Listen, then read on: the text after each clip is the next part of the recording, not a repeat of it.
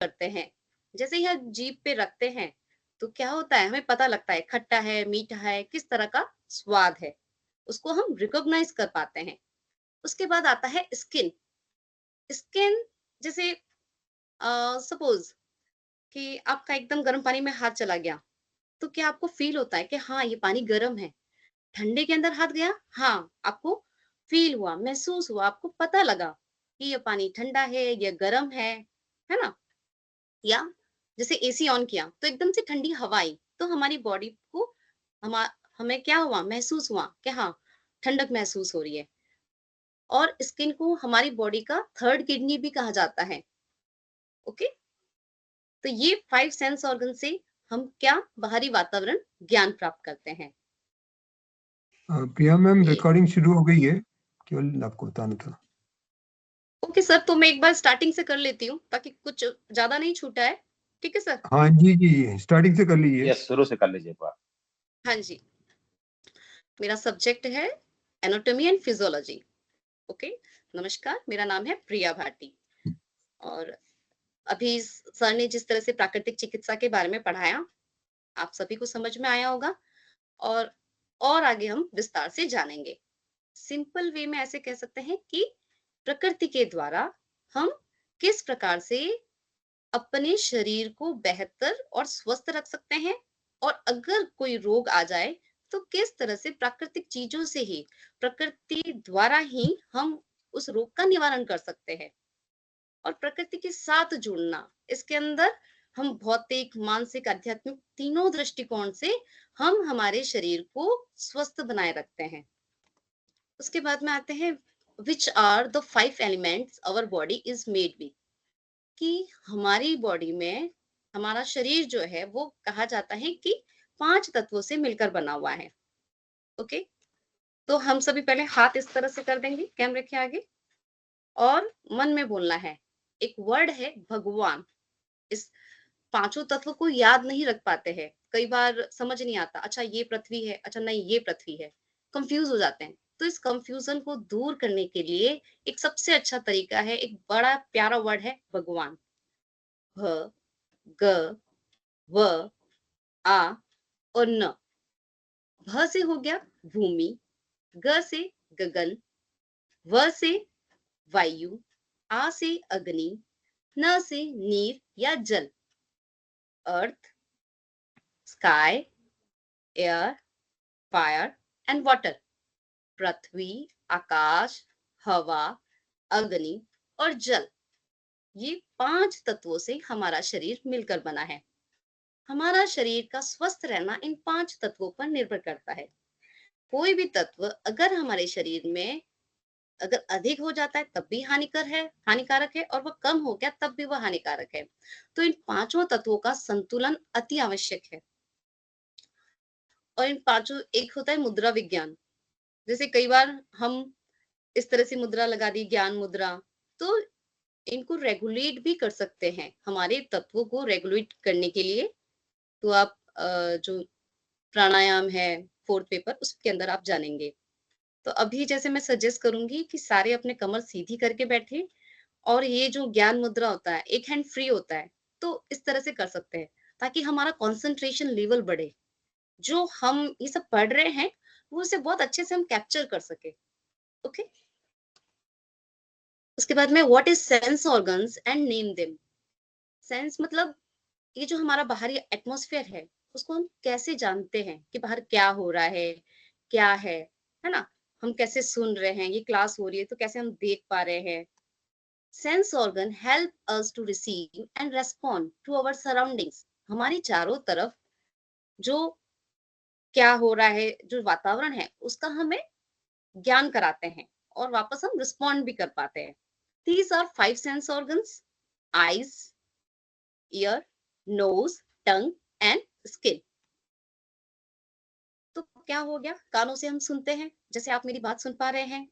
Site, आई से या site, यानी कि आप ये स्क्रीन पर देख पा रहे हैं।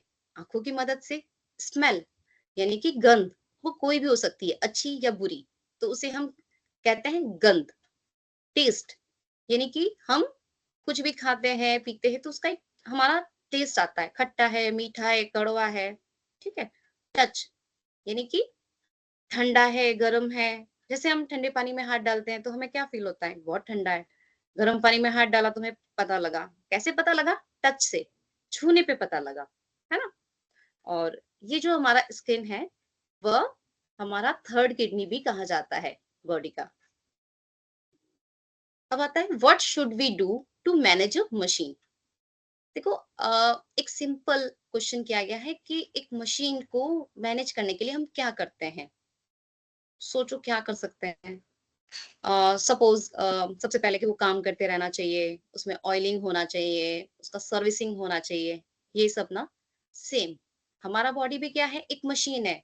भगवान ने इतनी शानदार मशीन बनाई है कि इसका रिप्लेस नहीं हो सकता, ऐसी कोई बना ही नहीं सकता। तो सेम हम तुलना करते एक मशीन से, तो उसमें क्या है? हमें काम करते रहना चाहिए, ठीक है? और ऑयलिंग क्या किया है हमने? फूडिंग, कि हमें खाने की जरूरत होती है, ठीक है? और सर्विसिंग यानी कि डिटॉक्सिफिकेशन। एक बार थोड़ा स्लो पढ़ा देती हूँ। देखो, हमारे पास कोई भी मशीन है, अगर वो काम नहीं करेगी तो वो जाम हो जाएगी। हम कहते हैं ना कि ये मशीन जो है पड़े-पड़े बंद हो गई। तो क्यों बंद हो गई? क्योंकि उसका जो गुण है काम करते रहना, वो, ठीक है? उसमें अगर हम ऑयलिंग नहीं करेंगे, तो जंग लग जाएगा मशीन, फिर भी हम कहते हैं खराब हो गई। और सर्विसिंग, क्योंकि समय-समय पर हमें उसकी सर्विसिंग भी करानी पड़ती है। जैसे कई कलपुर्जे होते हैं जो खराब हो जाते हैं, तो उसे हमें उसका रख-रखाव करना पड़ता है। ठीक है? ये हो गई मशीन की बात।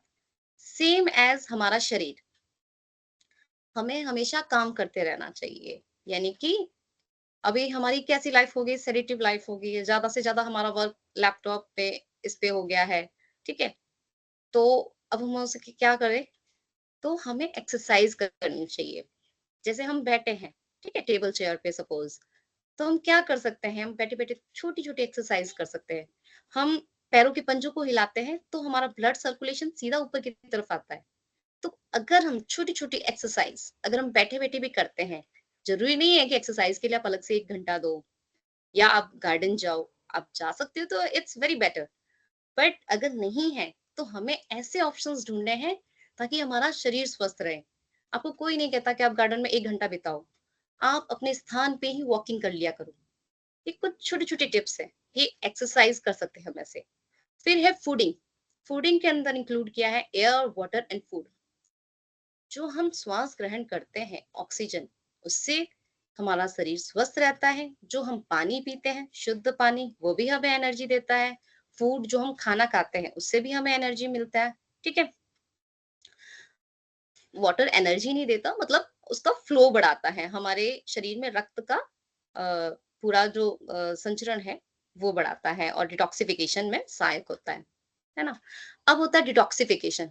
अब इतना कुछ होता है हमारे शरीर में, है ना? कुछ रिएक्शंस होती है, बहुत सारी पाचन क्रिया हो गई और श्वसन क्रिया हो गई, बहुत कुछ। तो उसमें कुछ अपशिष्ट पदार्थ भी बनते हैं, यानी कि टॉक्सिन्स भी बनते हैं। तो उसको टॉक्सिन्स को रिमूव भी करना होता है, तो इस क्रिया को बोलते हैं डिटॉक्सिफिकेशन। तो बहुत सारी विधियों से हम कर सकते हैं, जैसे संघ प्रक्षालन हो गया, कुंजल क्रिया हो गई। आप अनेक ऐसी विधियां आप आगे की कक्षाओं में पढ़ेंगे कि किस तरह से हम अपने शरीर को डिटॉक्सिफिकेशन के द्वारा स्वस्थ रख सकते हैं। यहाँ तक सभी को समझ में आ रहा है ना? अब है ओके। Yes, ये है okay, that's thank good. You. ये है हमारा एक ह्यूमन बॉडी, ठीक है? हमारा जो मानव शरीर है, वो किस पे टिका है? रीढ़ की हड्डी पर। ये है हमारा स्पाइनल कॉर्ड, ठीक है? तो ये जो रीढ़ की हड्डी है ना, अगर सपोज़ देखो ये बिल्कुल सीधी नहीं है, ये थोड़ा-सा कर्व है इसके अंदर, थोड़ी-सी मुड़ी हुई है। सपोज़ ये अगर एकदम सीधी होती, तो हम आज जैसे आराम से आगे बेंड होते हैं, पीछे बेंड होते हैं, है ना? मुड़ सकते हैं, तो वो हम नहीं कर पाते। और जो हमारी हम कमर सीधी रखते हैं ना, तो इस वजह से देखो सातों चक्र एक लाइन में अलाइन हो जाते हैं। इसलिए कहा जाता है कि आप हमेशा कमर सीधी करके बैठिए। जो ब्लड सर्कुलेशन है वो सुचारू रूप से होता है। अदरवाइज़ हम आगे की तरफ झुकते हैं, पीछे की तरफ, तो एक बाधा पहुँचती है ना? और प्लस कि कहते हैं अगर आपको जवान रहना है, तंदुरुस्त रहना है तो रीढ़ की हड्डी को हमेशा सीधी करके बैठे। तो ये हमारा क्या है? आधार है। मानव शरीर का आधार क्या है? Spinal cord. तो स्पाइनल कॉर्ड को 5 भागों में बाँटा गया है। हमारे इस किताब में पूरा एक चैप्टर है स्पाइनल कॉर्ड का ही। तो हम आगे विस्तृत पढ़ेंगे। तो एक सिंपल छोटे रूप में बता देती हूँ कि 5 रीजन है, जैसे cervical, thoracic, lumbar and sacrum. और ये जो सैक्रल है इसके 2 पार्ट है, सैक्रम एंड कोक्लेग्लिया या टेलबोन। ठीक है? तो सर्वाइकल जैसे आपने सुना होगा, किसी के गर्दन में दर्द होता है तो वो कहता है मुझे सर्वाइकल हो गया है। तो ये कुछ वर्टिब्रास होते हैं, ये छोटे-छोटे आपको दिख रहे हैं ना साइड में, ये वर्टिब्रास है। ठीक है? तो इनमें अगर थोड़ा-सा भी चेंजेस हो जाता है या कुछ गैप आ जाता है, तो हमें वहाँ दर्द का अनुभव होता है और कुछ रोग हो जाते हैं। ठीक है? उसके बाद है थोरैसिक रीजन, फिर और नीचे लंबर रीजन। इस तरह से विस्तृत अध्ययन हम आगे के अध्याय में करेंगे। अब आता है what is anatomy and physiology. जो हमारी बुक है एनाटॉमी एंड फिजियोलॉजी, तो वो क्या है ना? उसका मतलब क्या है? इस बुक के बारे में हम पढ़ेंगे क्या? शरीर रचना एवं क्रिया विज्ञान। कुछ स्टूडेंट ऐसे भी होंगे जिनके साइंस नहीं होगी या कॉमर्स या आर्ट्स बैकग्राउंड से होंगे, तो डरने की कोई जरूरत नहीं है।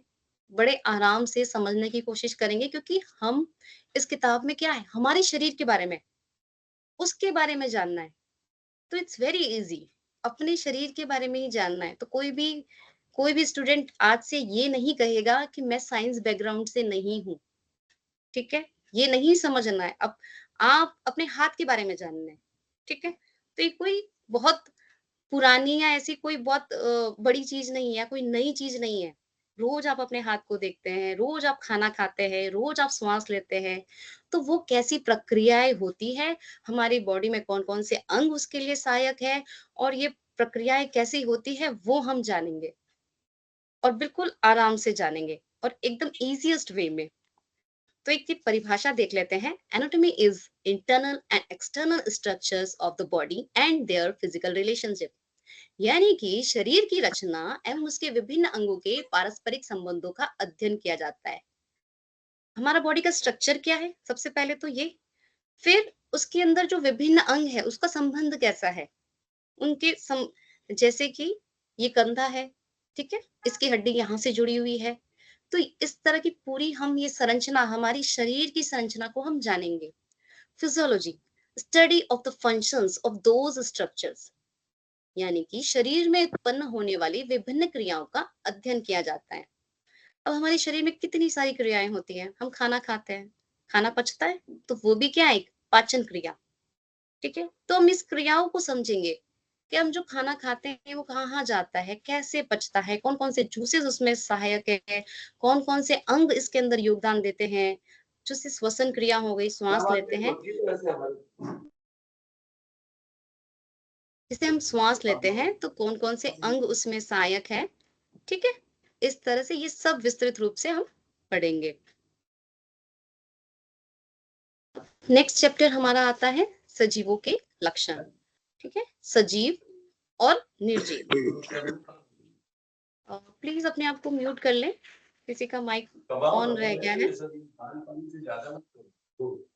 ये सब खर्चा हो जाएगा जीवन। अब्राहम लिंकन मूंगफली बेच के पड़े थे। मैं आपकी जगह होता तो मैं कुछ भी नहीं। सभी म्यूट कर ले। हमने इसलिए आपसे कहा था कि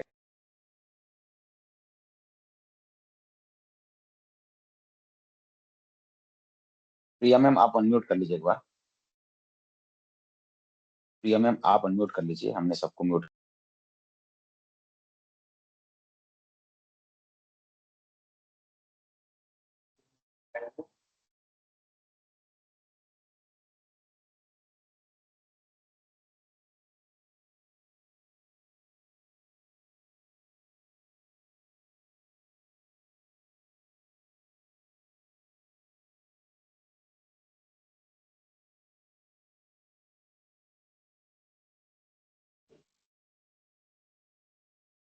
आपको मेरी आवाज आ रही है?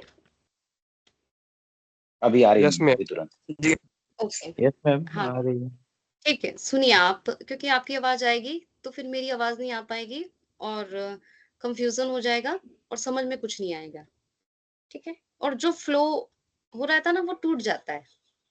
तो हम पढ़ रहे थे जैसे पूरे प्राणी जगत को है, जैसे लिविंग थिंग्स और नॉन लिविंग थिंग्स। ठीक है, जिसमें जान हो वो है लिविंग थिंग्स, और जिसमें जान ना हो non living things. It means सजीव और निर्जीव।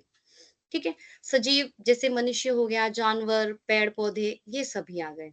निर्जीव जैसे हम देख रहे हैं लैपटॉप है, किताब, कॉपी, पेंसिल, टेबल, ये सब। ठीक है, जिसमें जान ना हो। अब सजीवों के कुछ लक्षण बताए गए हैं। ठीक है, कि इसके आधार पर हम ये कह सकते हैं कि ये सजीव है। तो इसको हम जानेंगे।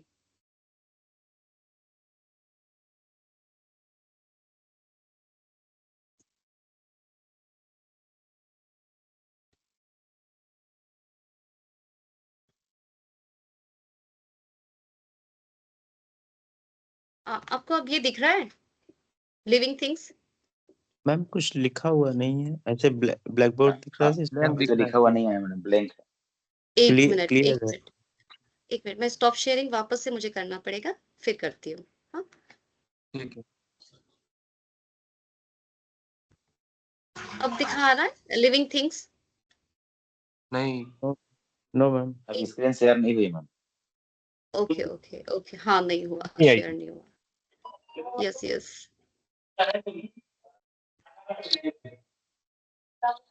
अब देखो लिविंग थिंग्स लिखा हुआ आ रहा है।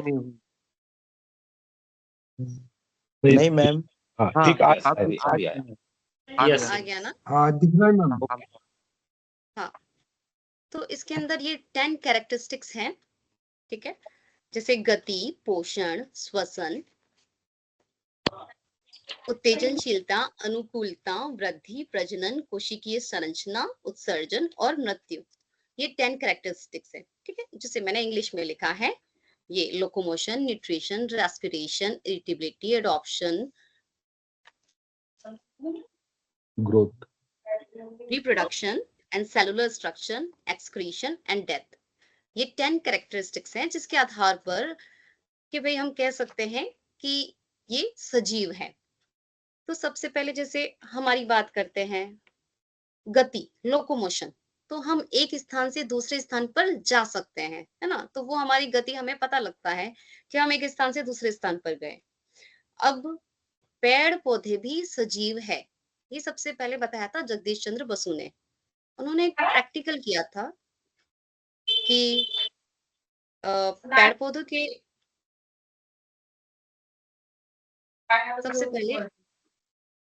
सबसे पहले जगदीश चंद्र बसु ने एक प्रैक्टिकल किया था। उन्होंने बताया था कि पेड़ पौधे भी सजीव होते हैं। एक केमिकल था, उन्होंने ये प्रदर्शित किया कि अगर ये बहुत ही खतरनाक केमिकल अगर मैं पौधों पे डालूंगा तो वो मुरझा जाएगा, और अगर किसी इंसान को भी होगा तो वही नुकसान होगा। लेकिन जब इस तरह का डेमोन्स्ट्रेशन हुआ था तो वो जो केमिकल था वो चेंज हो गया था। तो उसी वक्त जगदीश चंद्र बसु जी ने क्या किया कि वो केमिकल जो था वो उन्होंने पी लिया। जब पौधे पे डाला तो कोई रिएक्शन नहीं हुआ। तो उन्होंने इस तरह से साबित किया, विपरीत परिस्थिति के बावजूद, कि जब पौधों पे कोई नुकसान नहीं हुआ है तो मेरी बॉडी को भी कोई नुकसान नहीं हो पाएगा। ठीक है, इस तरह से पौधे भी क्या है, सजीव है। लेकिन उनकी गति को कैसे दर्शाएं? तो इसका उदाहरण है सूरजमुखी का पौधा। सूरजमुखी का पौधा आपने देखा वो किस तरफ मुड़ता है? सनफ्लावर जो होता है सूर्य की दिशा की ओर गति करता है। जिस तरफ सूर्य होगा उस तरफ वो मुड़ता है, वो मूव करता है। ठीक है, तो ये जो गति का उदाहरण है वो सूरजमुखी का पौधा है। उसके बाद में आता है न्यूट्रिशन। ठीक है, पोषण। जैसे सबको ऊर्जा की आवश्यकता होती है ना? जैसे हम कोई भी काम करते हैं तो हमें क्या होता है, एनर्जी की आवश्यकता होती है। तो हमें खाना किससे मिलता है? पेड़ पौधों से। हम अपना खाना खुद नहीं बनाते, है ना? तो हम क्या कहलाते हैं? परपोषी। और जो अपना खाना खुद बनाते हैं उन्हें कहते हैं स्वपोषी, जैसे कि पेड़ पौधे। तो पेड़ पौधे जो है अपना खाना खुद बनाते हैं। कैसे बनाते हैं? उस क्रिया को बोलते हैं प्रकाश संश्लेषण। ठीक है, फोटोसिंथेसिस। फोटो यानी कि लाइट, सिंथेसिस मतलब बनाना। जो लाइट से मतलब प्रकाश से बनाते हैं। तो प्रकाश संश्लेषण की क्रिया को हम सिंपल वे में जानते हैं। जैसे ही 5 फिंगर्स है ना, हमने पढ़े थे, है ना? क्या था कि ये भूमि था, ये आकाश था, ये हवा थी, ये अग्नि था, ये जल था, है ना? वैसे ही प्रकाश संश्लेषण को याद करने का एक छोटा सा तरीका है। अग्नि, ठीक है, इसको हम कैसे डिनोट कर देंगे? सनलाइट। ओके।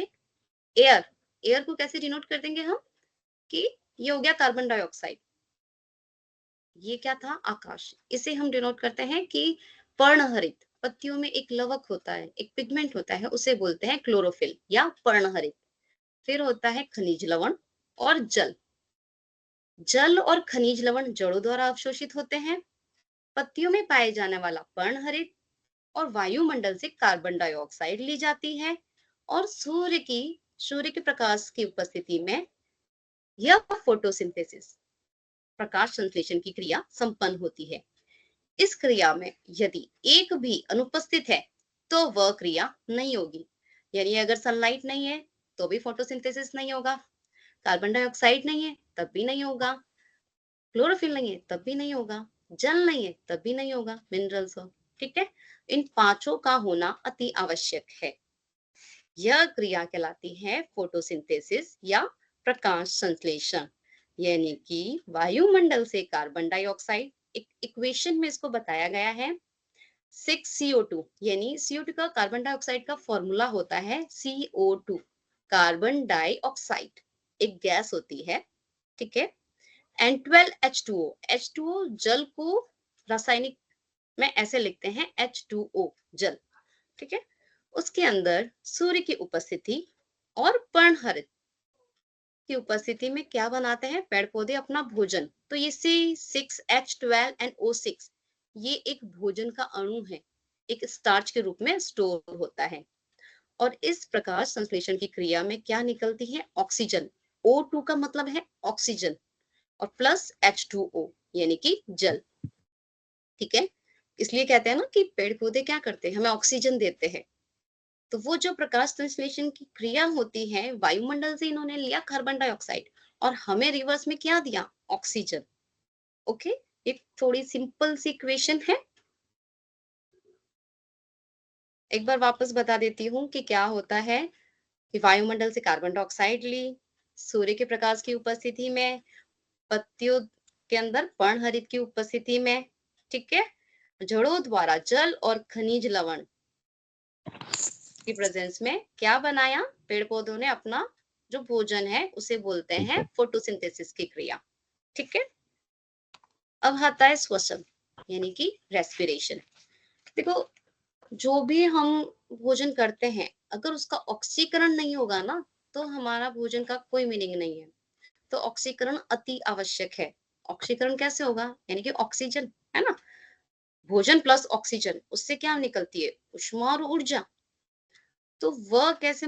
जब हम श्वास लेंगे, जब हम ऑक्सीजन लेंगे, है ना, तो इसके अंदर सिंपल सा है कि हम श्वास लेते हैं और वो किस तरह से हमारे ट्रैकिया से होते हैं, फेफड़ों में जाती है, और ये हम पूरा विस्तृत अध्ययन करेंगे, पूरा एक चैप्टर है।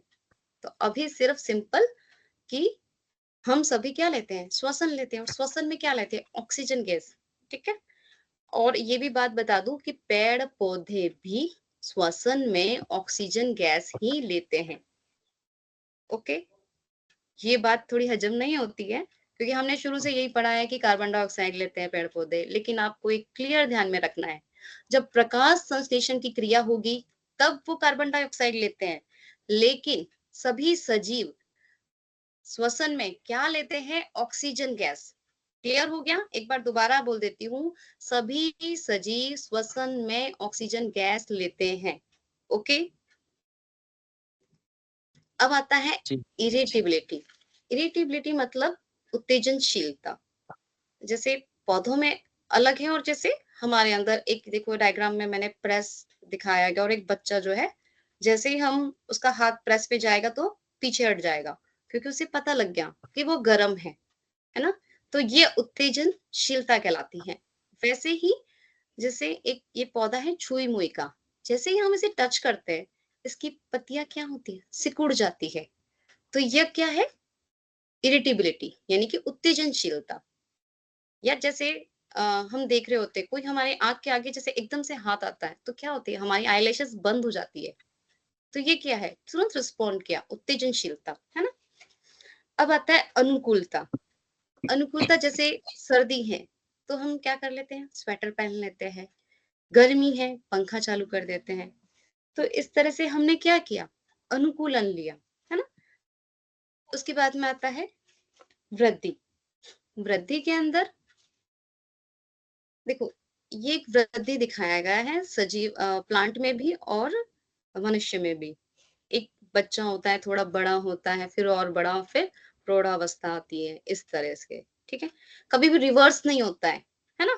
अनुत्क्रमणीय नहीं होता है, उल्टा कभी नहीं जाता कि प्रौढ़ से बच्चा बन गया, नहीं, बच्चा होगा, फिर युवावस्था, फिर प्रौढ़ावस्था, इस तरह से स्लोप जाता है। वैसे ही बीज होता है, फिर छोटा प्लांट होता है, फिर एक वो बड़ा पेड़ बनता है और बहुत बड़ा पेड़, ठीक है? तो इनके अंदर ग्रोथ होती रहती है पेड़ पौधों में, ओके? उसके बाद में आता है रिप्रोडक्शन। रिप्रोडक्शन का मतलब जैसे अपने ही समान संतति उत्पन्न करना, इसको बोलते हैं सिंपल लैंग्वेज में रिप्रोडक्शन या प्रजनन, ठीक है? जिससे उनकी संख्या बढ़ती है। वो हम विस्तार में और आगे के लेसन में पूरा चैप्टर है कि किस तरीके से होता है रिप्रोडक्शन, वो सब हम जानेंगे। अब होता है सेलुलर स्ट्रक्चर, जैसे कोशिकीय संरचना। जो हमारा जो शरीर है सजीवों का, उसका क्या होता है कि जो प्रत्येक जीव की जो रचना होती है, एक छोटी इकाई द्वारा होता है, जिसे कहते हैं सेल। यानी एक संरचनात्मक और एक क्रियात्मक इकाई होती है, तो उसे बोलते हैं हम सेल, ठीक है? और सेल्स का जो समूह होता है वो क्या कहलाता है? टिश्यू। टिश्यूज का जो समूह मिलके क्या बनाता है? ऑर्गन यानी कि अंग। और तो बहुत सारे जो टिश्यूज है मिलकर क्या बनाया? एक अंग। सपोज एक सेल है, सेल्स का समूह मिलकर उत्तक बना, बहुत सारे उत्तक मिलकर एक अंग बना, सपोज ये हाथ बन गया। अब बहुत सारे ऐसे ऑर्गन्स मिलके एक सिस्टम बनाते हैं, यानी एक तंत्र बनाते हैं। जैसे सपोज पाचन क्रिया है, ठीक है? तो इसके अंदर बहुत सारे अंग सम्मिलित होते हैं, है ना? तो बहुत सारे सिस्टम मिलके हमारा एक मानव शरीर बनता है, हमारा बॉडी बनता है, ओके? उसके बाद में है उत्सर्जन, कि हम जो भी कार्य करते हैं, जैसे आप शरीर में बहुत सारी रिएक्शंस होती हैं, तो कुछ भी जब हम भोजन करते हैं या कुछ भी टॉक्सिन्स बनते हैं, अपशिष्ट पदार्थ बनते हैं, तो उनको रिमूव करना भी ज़रूरी है ना? तो सब में अलग-अलग तरीके होते हैं रिमूव करने के। जैसे पेड़-पौधों में गोंद के रूप में, या वो जो पत्तियों के ऊपर जो पानी होता है, वो एक्स्ट्रा जो होता है वो बाहर निकाल देती है, ठीक है? तो जैसे अभी एक में ह्यूमन एक्सक्रीटरी सिस्टम बताया गया है कि हम किस तरह से हमारे जो उत्सर्जी पदार्थ होता है, तो वो मूत्र के रूप में बाहर निकलता है, यूरिन के रूप में। तो वो इस तरह से किडनी उसको फ़िल्टर करती है, फिर यूरेटर के थ्रू उसे यूरेथ्रा के थ्रू बाहर निकाल दिया जाता है। तो एक छोटा-सा स्ट्रक्चर है, ओके। उसके बाद में डेथ, यानी कि जो जन्मता है उसकी मृत्यु निश्चित है, ठीक है? अब आता है हमारा शरीर। ये तो हो गए 10 कैरेक्टरिस्टिक्स, जिसके आधार पे हम कह सकते हैं कि ये सभी सजीव है और ये निर्जीव है, कि ये कैरेक्टरिस्टिक्स है, तो ये सजीव है। अब आता है हमारा जो ह्यूमन बॉडी है, तो उसको हम मोटे तौर पे 3 पार्टीशन किए हैं, फिजिकल, मेंटली एंड स्पिरिचुअली, ठीक है? तो अब भौतिक संरचना कैसा हो गया? जिसके अंदर हमारा एनाटॉमी एंड फिजियोलॉजी आ गया, है ना? जैसे कि अ, हमारा शरीर कैसे बना हुआ है, क्या है, एंड उसकी क्या उसके अंदर कैसी क्रियाएं हो रही है, ठीक है? पाचन क्रिया कैसा हो रहा है, श्वसन क्रिया क्या हो रहा है, ये हम उसमें भौतिक संरचना में पढ़ लिया। उसके बाद में आता है, देखो भौतिक संरचना मतलब अगर हमारा शरीर स्वस्थ है, पाचन क्रिया, श्वसन क्रिया वो सब अच्छे से काम कर रही है, तो हम कहते हैं स्वस्थ है। अब आता है मानसिक संरचना, यानी कि विचारों के स्तर पर मनोवैज्ञानिकों के अध्ययन पर आधारित, और जिसका शरीर की क्रिया और रोगों की उत्पत्ति पर गहरा असर होता है। देखो सिंपल वे में समझाती हूँ। जैसे कई बार ऐसा होता है ना कि हम टेंस होते हैं, ठीक है? तो नेक्स्ट डे हमें कॉन्स्टिपेशन हो जाता है, या हमारा खाने में मन नहीं लगता, या खाना पचता नहीं है, अगले दिन हमें भूख नहीं लगती, तो इस तरह की क्रिया होती है। तो क्या हुआ, हमारा बॉडी सिस्टम तो सही था, तो रोग कैसे आए? मन की वजह से, कि अगर हमारा मन डिस्टर्ब होता है तो उसका प्रभाव बॉडी पर भी पड़ता है। इसको सिंपल समझ लेते हैं कि ये शरीर और मन, समझ लो एक ही सिक्के के दो पहलू है। अगर आपका मन स्वस्थ रहता है तो शरीर अपने आप स्वस्थ रहेगा, और शरीर स्वस्थ है तो मन भी स्वस्थ रहता है। जैसे कई बार कोई पेट अगर सुबह जल्दी साफ हो जाता है, आराम से साफ हो जाता है, तो हम हमारे चेहरे पे एक स्माइल रहती है, एक हल्कापन रहता है कि हाँ ठीक है। और वैसे ही अगर कॉन्स्टिपेशन रहता है तो हमारा चेहरा भी मुरझाया सा रहता है ना? इस तरह का ये छोटे एग्जाम्पल दिए सिंपल, जैसे आप रिलेट कर सकते हैं, आप समझ सकते हैं कि क्या-क्या होता है ऐसा, है ना? अब क्या होता है, ये तो हो गया फिजिकली एंड मेंटली, जिसका प्रभाव हमारे शरीर पर पड़ता है। और फिर आता है एक स्पिरिचुअली। स्पिरिचुअली क्या होता है कि मनुष्य को आध्यात्मिक स्तर पर लाकर, यानी बाकी जीवों से ऊपर उठाती है।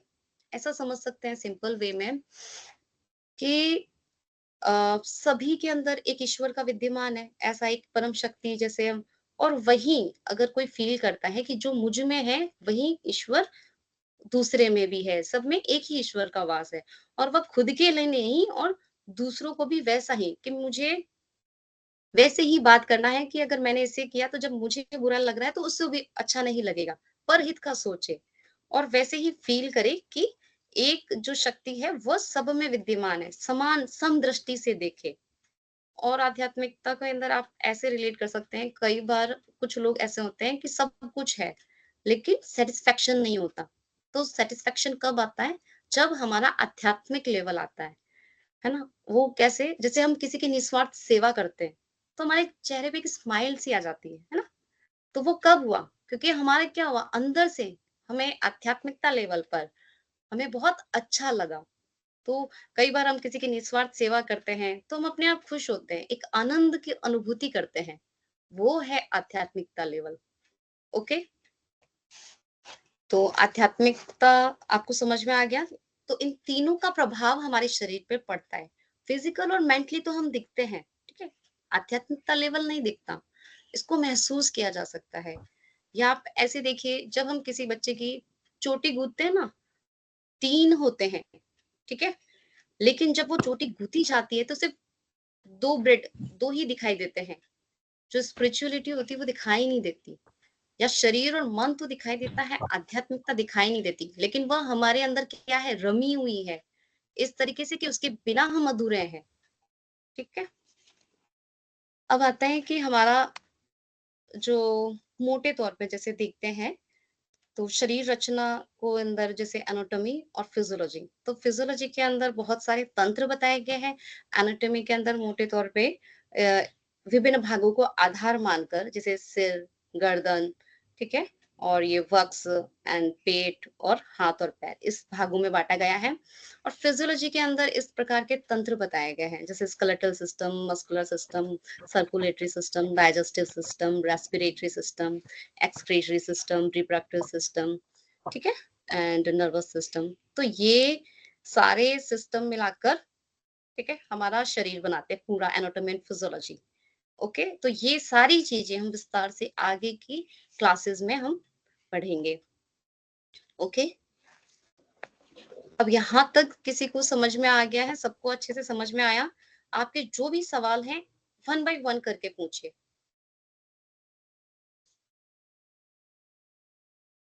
आप सवाल पूछ सकते हैं।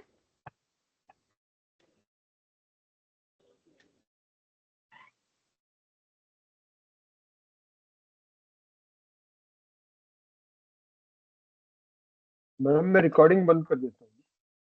Okay sir.